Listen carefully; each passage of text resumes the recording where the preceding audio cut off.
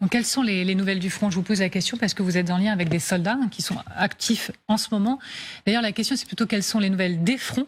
Oui. Est-ce que vous avez des nouvelles sur les 3 fronts, c'est ça, principaux du moment? Alors oui, dans le nord, effectivement, il y a les Russes qui essayent d'avancer, mais ils sont bloqués depuis très longtemps, notamment parce que les troupes capables de faire des offensives, les parachutistes, les spetsnaz, ont été retirés pour combler le vide qui se fait dans le sud. Je vais y revenir.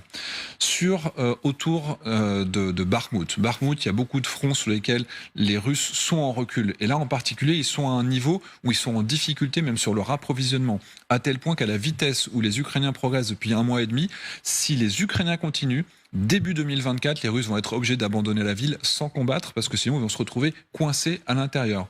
Et 2 des 3 routes d'approvisionnement sont désormais directement à portée de tir direct. Derrière l'artillerie, on tire plus ou moins au hasard, on ne sait pas quand il y a un véhicule qui passe. Là, c'est tir direct, c'est-à-dire qu'ils les voient, donc il n'y a plus d'approvisionnement possible. Et quand on va dans le sud, c'est peut-être là le plus intéressant, parce que c'est là que l'effort principal des Ukrainiens se fait. Là, ils ont vu une évolution. Donc je vous ai montré tout à l'heure une capture d'écran d'un échange que j'ai pu avoir. Les soldats ukrainiens, et donc là c'est des gens de la Légion étrangère, des Français de la Légion des volontaires internationaux, eux ils voient que les Russes n'ont plus la capacité de faire ce qu'ils appellent une défense élastique. C'est-à-dire, quand il y a une attaque, on se replie, et puis on bombarde avec de l'artillerie, puis après on renvoie nos troupes d'élite, et puis on reprend éventuellement la tranchée. Là, ils sont dans une situation où ils ne peuvent plus reculer parce qu'ils n'ont plus rien derrière.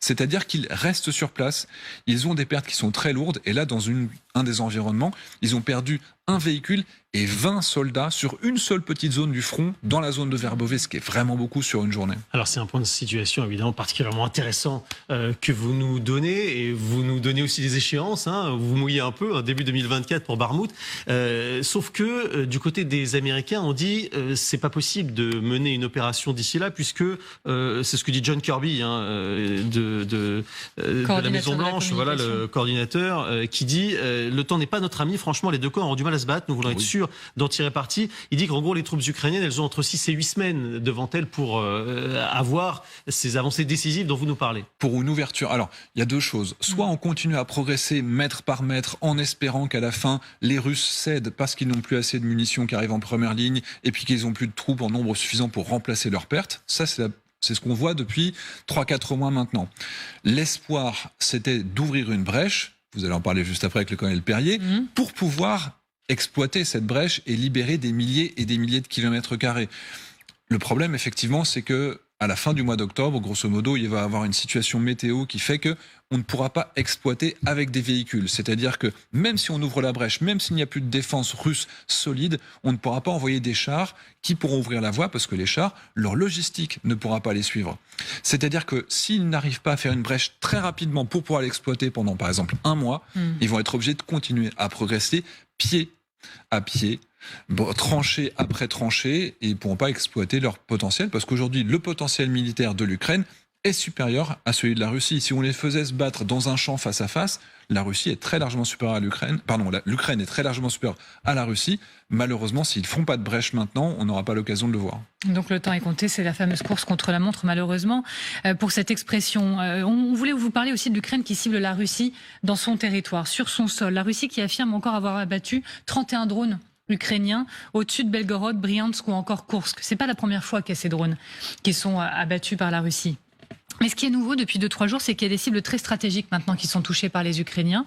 Là, ces dernières heures, c'est Kiev qui affirme avoir détruit un puissant système anti-aérien en territoire russe, un système moderne, le S-400, qui en plus visiblement coûte très très cher.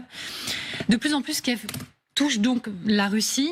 Il y a quelques jours, on se disait, bon, c'est une arme psychologique, ce sont quelques drones, c'est pour montrer qu'on est capable d'aller jusque-là. Mais là, ça devient beaucoup plus concret, ça fait beaucoup plus mal. Quel est l'impact de ces frappes-là ?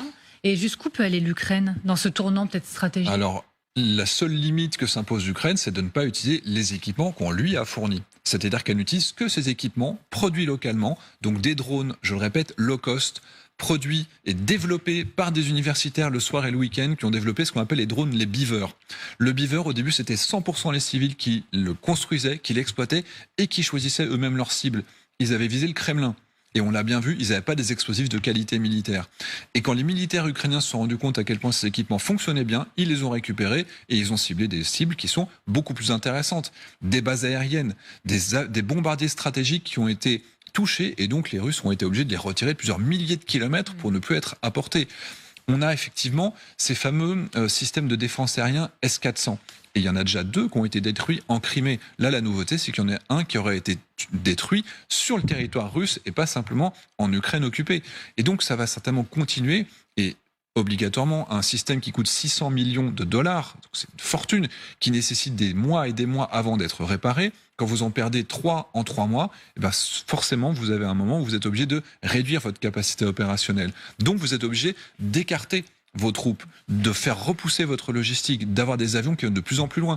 Les Sukhoi 35 ne sont plus à portée. Par exemple, ils sont partis de Crimée, les derniers avions de chasse les plus modernes. Donc ça, d'un point de vue opérationnel, ça veut dire que ça réduit le potentiel opérationnel de la Russie. Donc ça, est-ce qu'il y a des mots un peu éculés comme ça, mais est-ce que c'est un vrai tournant dans la stratégie ukrainienne, mais un tournant aussi sur la fébrilité, quant à la fébrilité russe, obligée à ce point de reculer sur son sol? Mais en fait, c'est de l'usure. Si vous voulez, c'est une accumulation de petites choses qui font que petit à petit, ils sont de moins en moins efficaces. Faut pas croire que les Ukrainiens ne souffrent pas. Les Russes essayent de faire exactement la même chose. Simplement, les Russes ont une mauvaise habitude de cibler des civils. Les entrepôts de la Croix-Rouge à Odessa, les centrales électriques, et certainement qui vont en revenir encore une fois. Donc, on n'a simplement pas les mêmes cibles. Les Ukrainiens ciblent des environnements militaires stratégiques qui ont un effet réel sur le terrain. Quand les Russes vont recommencer à taper le réseau de chauffage de la ville de Kiev, ça n'a pas d'effet militaire. Et je pense réellement que c'est une erreur stratégique de la part de la Russie de s'être concentrée sur des objectifs civils, parce qu'évidemment, ils n'ont pas affaibli le potentiel militaire autant qu'ils auraient pu le faire.